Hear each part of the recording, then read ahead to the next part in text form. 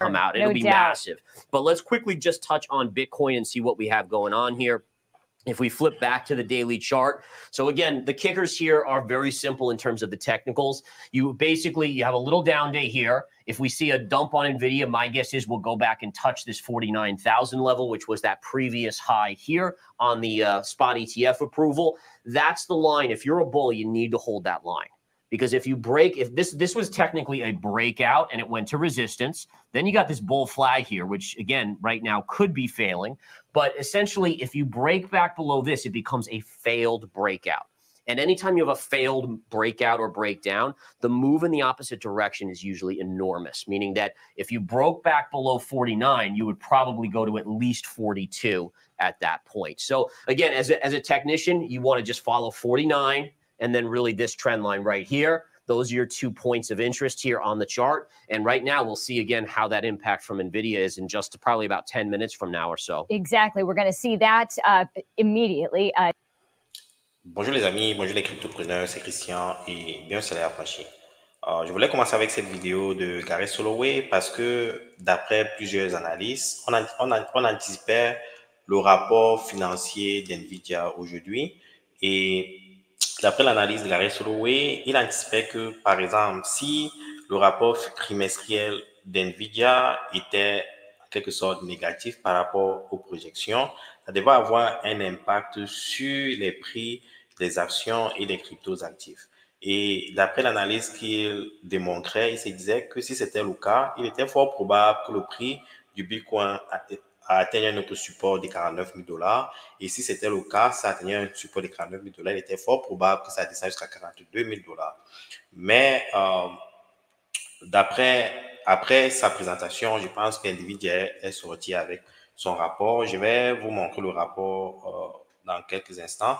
Aussi, avant de vous montrer le rapport, les amis, il faut comprendre une chose, c'est que pendant le bull run de 2017, avant le bull run de 2017, il y avait une corrélation négative entre les marchés des actions et, du moins, le marché traditionnel et le marché des crypto-monnaies. Le plus souvent, quand le marché des actions, bon, corrélation négative, ça veut dire quoi? Ça veut dire que les marchés progressaient de façon opposée. Ok? Ça veut dire, par exemple, si il y avait une appréciation sur le marché des actions, il y avait une dépréciation sur le marché des cryptos actifs. C'était le cas avant, mais de plus en plus, on constate qu'il y a une corrélation positive entre les deux marchés. Si il y a un impact sur le marché des actions, il y a le même impact sur le marché des cryptos actifs. Pas proportionnellement par rapport au pourcentage de décroissance, mais néanmoins, il y a une certaine corrélation.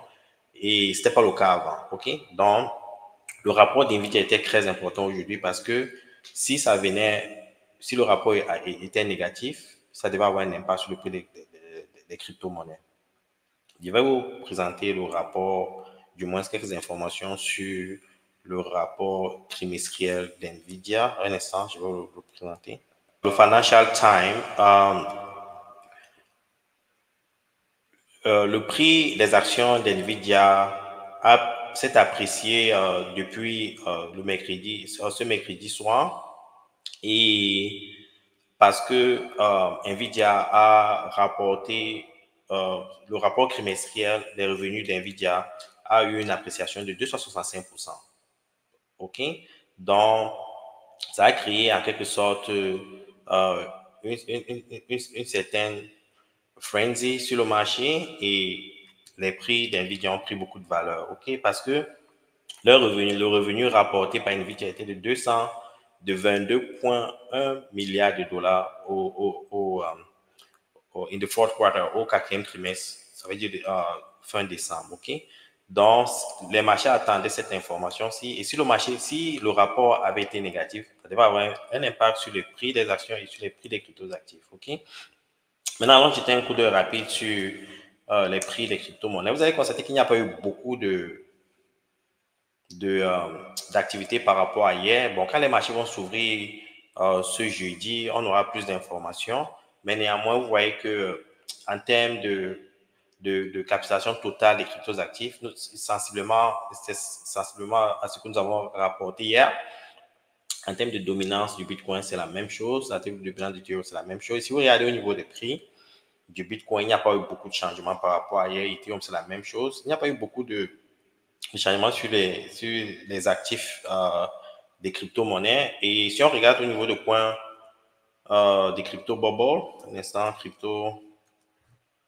crypto-bubble, bon, c'est la même chose. Bon, vous voyez par exemple EGX, Singularity Next, qui est aussi spécialisé dans l'intelligence artificielle. En passant, NVIDIA c'est créer des chips pour l'intelligence artificielle. C'est pour ça que le prix des actifs liés, des cryptos actifs liés à l'intelligence artificielle ont pris de la valeur. Vous voyez par exemple, EGX a pris plus de 28%, et Render a pris beaucoup de valeur, The Graph a pris beaucoup de valeur. Ces actifs-ci, WorldCoin a aussi pris des valeurs. Ces actifs-ci sont liés à l'intelligence artificielle. C'est pour ça qu'il est important, les amis, de comprendre les narratifs quand vous investissez sur les crypto-monnaies parce que le marché, le plus souvent, croit par rapport au narratif. OK?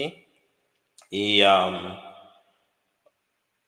sensiblement, il n'y a pas eu beaucoup de changements par rapport à d'autres cryptos actifs, excepté les actifs liés à l'intelligence artificielle. Mais néanmoins, on se demande exactement pourquoi les marchés tardent à reprendre de la valeur. Il n'y a pas d'informations réelles qui déterminent ça et tout se base un peu sur des suppositions.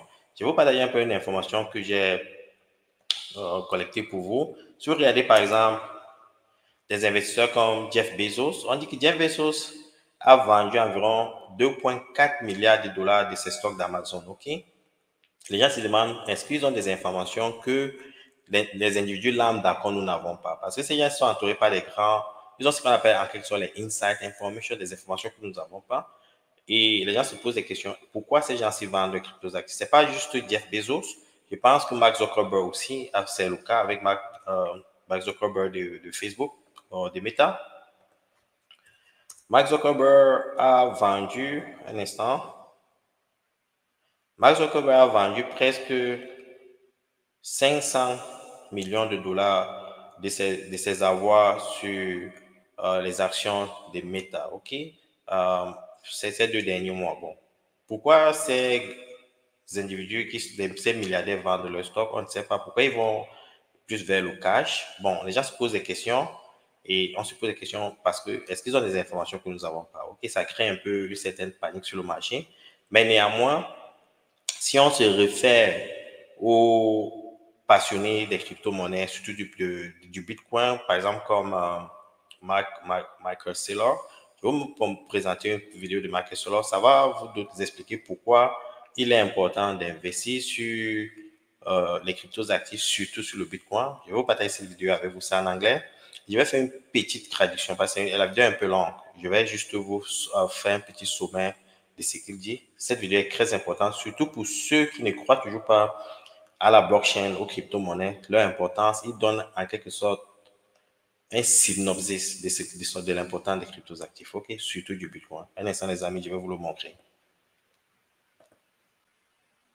Blockchain is? What is blockchain technology? What are the differences between Bitcoin, Ethereum, and a bunch of other cryptocurrencies? What is a Bitcoin wallet?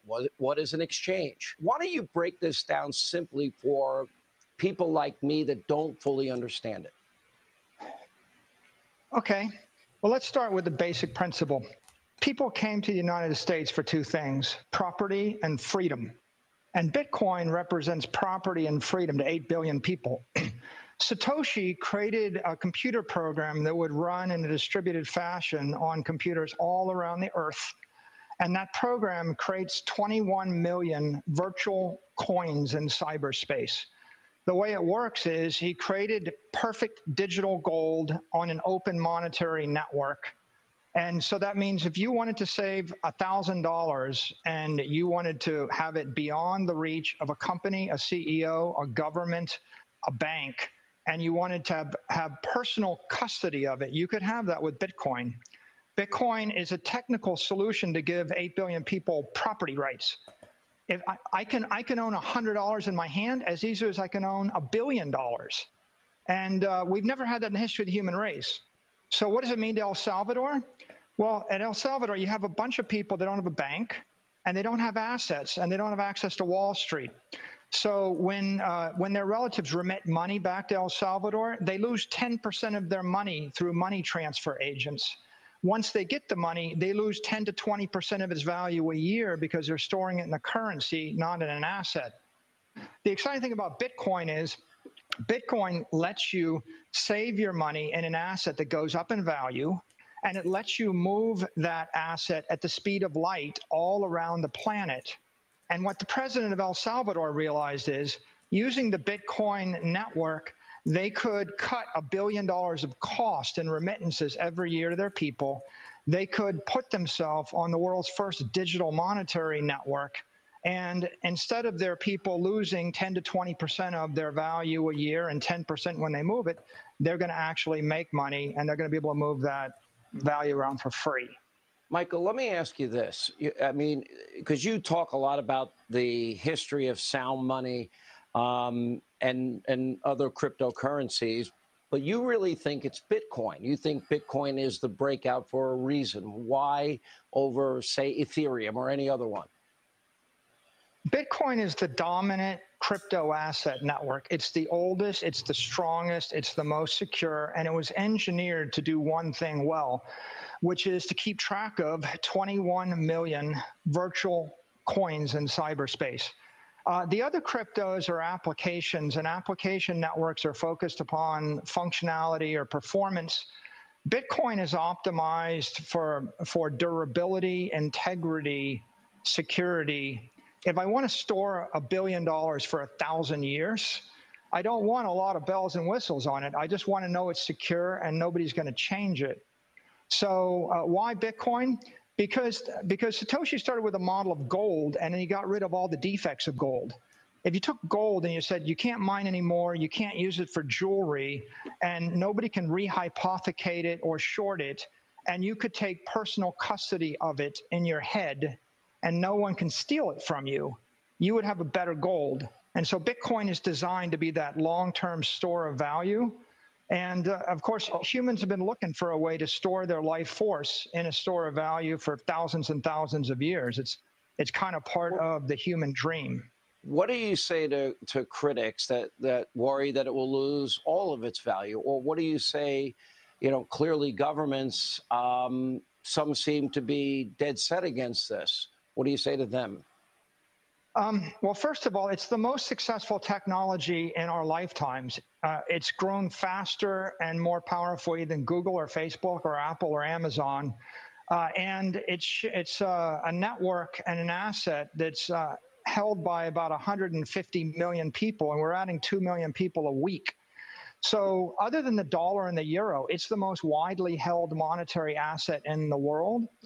And there's every indication that nation states are embracing it. Jerome Powell says it's a digital asset. Christine Lagarde says it's a digital asset. The head of the SEC taught a class on it. I think that people understand it's not a threat to the dollar, by the way. What's going to happen is the US dollar is going to be the world reserve currency, and it's going to run on billions and billions of mobile devices. And the digital asset that underlies that currency is going to be Bitcoin. Wow. Bon, je vais essayer de faire un sommet rapide. En quelque sorte, je vais commencer par la fin. Mark Esler dit qu'il y a environ 150 millions d'individus qui détiennent les Satoshi, et en quelque sorte les Bitcoins. OK? Et après le dollar américain et l'euro, c'est la monnaie la plus détenue par les gens à travers le monde. Pour ceux qui disent que le Bitcoin, c'est à quoi c'est le Bitcoin, il vous dit il y a 150 millions d'individus dans le monde qui détiennent le Bitcoin en ce moment. Pourquoi ces individus détiennent le Bitcoin? Parce que, il le dit, c'est en quelque sorte la seule monnaie qui préserve la valeur de vos propriétés. J'ai fait une émission il n'y a pas longtemps, je vous parlais, j'ai apporté la définition de l'argent, ok? Ce qu'on appelle en quelque sorte store of value, ok? Donc, si vous détenez le dollar, si vous avez par exemple, bon, je paraphrase ce qu'il dit, si vous avez par exemple 1 million de dollars pendant ce bull run, ok? Et vous convertissez vos crypto-monnaies à 1 million de dollars. Et si pendant une période de 10 ans, il y a une inflation de 10%, Ça veut dire que votre 1 million de dollars perdra 100 000 dollars de valeur tous les ans. Ça veut dire que avant d'arriver à la 10e année, vous n'aurez plus presque rien. Vos 1 million de dollars ne vous rend plus rien. OK?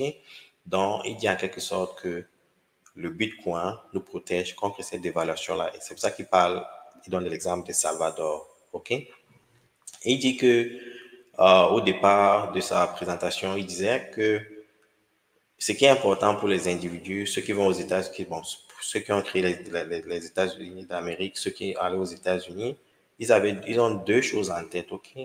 C'est avoir l'opportunité de détenir une propriété et avoir la liberté, OK? C'est ce que désirent les humains, OK? Et il dit que les États-Unis, en quelque sorte, c'est ce que les États-Unis, et en quelque sorte, le Bitcoin est justement l'opportunité qui permet aux individus d'atteindre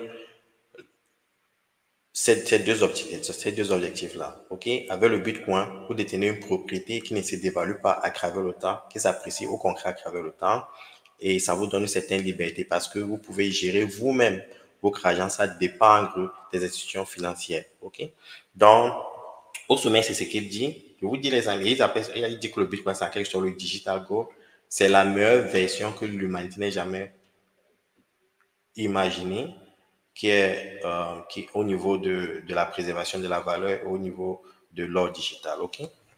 Donc, c'est quelque chose qu'il dit. Je vous invite à reçu la vidéo plusieurs fois, je n'ai pas compris.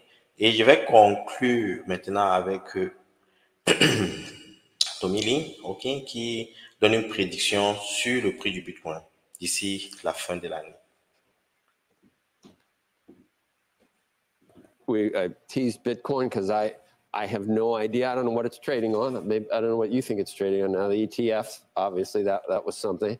Usually, it likes the Fed to ease. So you just said some positive things about that, maybe for more printing. But I said, and I was just throwing out a number. We're at 50. I said, what you said it might be strong for the remainder of the year. Yeah. I said 75. What did you say to me? I think it's, could be as high as 150,000 this year. So double what I thought was. Yeah. 150,000. So we're tripling at this point.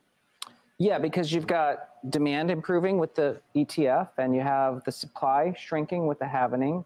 And if monetary policy eases, which we expect, that's supportive of risk assets. And Bitcoin's holding up. I mean, that's another reason why I don't think a drawdown is going to start that soon. I mean, Bitcoin's been rallying the last couple of weeks. Wow. So take that to the bank. Those are big numbers. I don't know anymore. And are you in, hold on, let me just go back. Are you in the camp of this is like a $500,000 valued? Over the next, over 5 years, are you? Yeah, it is sound money. And I think it's proving to be useful. And Proving to be useful how? Well, it's very useful if you're an investor right now. Yes, it's been a great store value. It's been a good risk asset. It's also incredibly secure. There hasn't been a single fraudulent entry on the blockchain since inception. I don't think any bank can say that's true of their P&L and accounting. 6% of banking transactions are suspicious, 0% on the Bitcoin. Oui, les amis, je vais faire une traduction rapidement et ceci est très important. Je vous invite à écouter, OK? Qu'est-ce que Tommy dit, OK? Il dit ceci, il pense que le prix du Bitcoin va faire 3x d'ici la fin de l'année. Donc, ça va se vendre à environ 150 000 $, OK? Et beaucoup d'analystes pensent la même chose, que le Bitcoin se vendra à plus de 100 000 $, ce qui est important, OK? Et aussi, il dit que au niveau des banques, OK, 6% des transactions des banques sont frauduleuses, OK? Et ces transactions frauduleuses représentent des milliards de dollars en termes de pertes. Je ne le dis pas ici, mais je le dis parce que j'ai ces données-là. Représentent des milliards de dollars en termes de pertes. Depuis l'inception de la blockchain Bitcoin, je vous dis l'inception, depuis la création de la blockchain Bitcoin, il y a eu des milliers d'attaques sur la blockchain Bitcoin. Personne n'a jamais réussi à pénétrer la blockchain Bitcoin. Il n'y a jamais eu d'activité frauduleuse sur la blockchain Bitcoin. Cette technologie est extrêmement puissante. OK? Je vous dis, les banques dépensent des milliards de dollars pour la sécurité de leur système. Malgré tout ça, les gens parviennent à les pirater, à les scammer. mais ça n'a jamais eu lieu avec le Bitcoin. Ethereum a été piraté, je crois que c'était en 2015 ou 2016. C'est pour ça que ça s'appelait Ethereum Classic. Ils ont fork, ils sont devenus Ethereum, ok? Mais pour le Bitcoin, ça n'a jamais eu lieu, ok? Donc, les amis, et ils pensent qu'avec le temps, il est fort probable que le Bitcoin se vende à 500 000. C'est fort probable parce que avec la qualité technologique, la puissance technologique, un peu comme l'a démontré Michael Saylor il y a quelques instants, quand les gens se rendront compte de son importance, les gars, nous nous dirigerons tout droit sur Uranus, ok? C'est ce que j'avais présenté aujourd'hui. Si vous avez des questions, vous savez comment me joindre. Je vous souhaite une bonne journée. Ciao.